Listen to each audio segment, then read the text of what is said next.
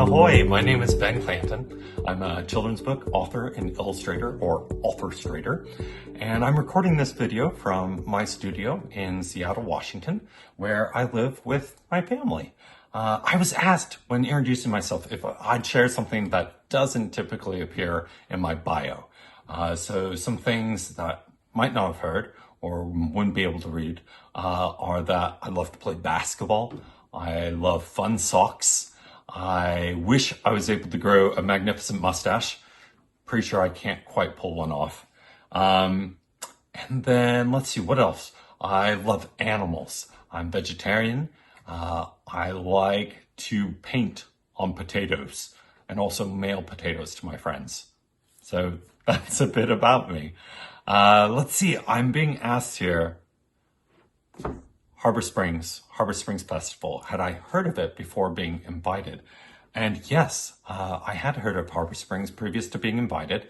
That is really beautiful, incredible place, and that I absolutely needed to go there at some point in my life, which I'm of course very disappointed that I'm not able to do that this September. But hopefully someday, not too distant future, I'll be able to make it out to Harbor Springs and to the festival. Let's see, the next request here is to give an elevator pitch. I have to confess, I am terrible at giving elevator pitches, but I'm going to give it my best. I have 4 books out this year, starting with one that's actually a republication of a book. This was my very first book, Vote For Me, but it's been updated a bit about the design. Some of the words have been changed. It features an elephant and a donkey who both want your vote for what isn't exactly clear, but they'll do just about anything to get it. And then a follow-up to another book I made, Rot the Cutest in the World, Rot the Bravest in the World. Hi, I'm Rot, and I like mud, and eating stuff, and games, and contests. Oh, and I love to sing. That's Rot. And then up first for me, I have a book coming out, or actually just came out, called Curious Encounters, in which I wrote the words, but didn't make the pictures. Instead, my pal Jessica Bagley ended up illustrating this book, which was a lot of fun to see how someone else envisioned the book. And then last up, have Happy Narwhalidays, which is the 5th book in the early graphic novel series I've been making called Narwhal and Jelly. In this one, there is a creature that may or may not be involved called a myrmicorn. What or whom would you cite as the biggest influences on your work? That's a tough question. There are a lot of influences on my work.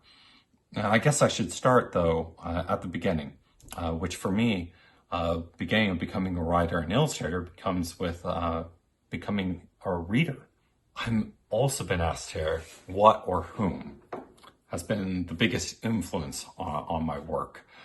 And there are a number of things. That's a tough question to answer. I guess my writing and illustrating, it begins with becoming a reader, in which I really struggled with reading as a kid. It didn't come easily to me. It wasn't until a certain series came along called Harry Potter that I began to discover just how magical books can be and how worth the struggle of learning to read was. And I have to be honest, I don't think I'd be sitting here talking with you about making books if it wasn't for that series. So Harry Potter, big deal for me. Then also some of the TV shows I watched as a kid have impacted the way I go about storytelling, such as Sesame Street, and really all the PBS different kids shows that I grew up watching definitely had an impact upon me. Also comics. I loved comics as a kid. Garfield, Calvin and Hobbes, Mutts were among some of my favorites. More recently, or I guess in my college years, is when I decided I wanted to start writing and illustrating books. And some of the influences on me then, and that have continued to influence me, are Emily Gravett comes to mind as a big influence, Mo Willems, also Vivian Schwartz, to name but a few. of the many different people that I admire and who have impacted kind of how I go about telling stories. Another question I've been asked here is when I put pen to paper to begin a new work, is there a question that often drives my writing and illustration? And not so much, not at least at first. For me, the characters are the most important part, and I kind of just follow along with where they take me. And certain themes and subjects and questions do arise from that, but I kind of follow the path of where the characters want to go. What is the ultimate takeaway you want a reader to have upon finishing your book? I guess my ultimate takeaway I hope for readers to have from my books is fun. I want them to have enjoyed reading it, and that they'll be eager, hopefully, to read another book, whether it be mine or someone else's. I want readers to have a good time with it. Though there are themes and subjects that naturally come up within my books, kind of wherever my characters take the story. So, for example, with Narwhal and Jelly, imagination is often one of the key themes. Then also kindness, inclusivity, and then silliness, just having fun. I think we could always use a bit more of that. All right, rapid fire answers.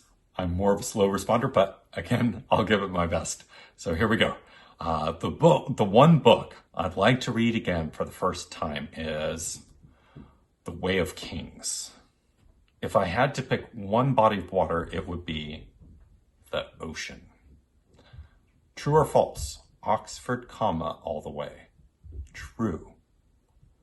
I will always reach for plain M&Ms. A favorite podcast of late has been, I don't really listen to podcasts, more audiobooks and music for me. The books currently on my nightstand are Peter and the Sword of Mercy, Children of Blood and Bone, and Dragon Slayer. I'll take Indian food any day of the week. I do my best reading at night.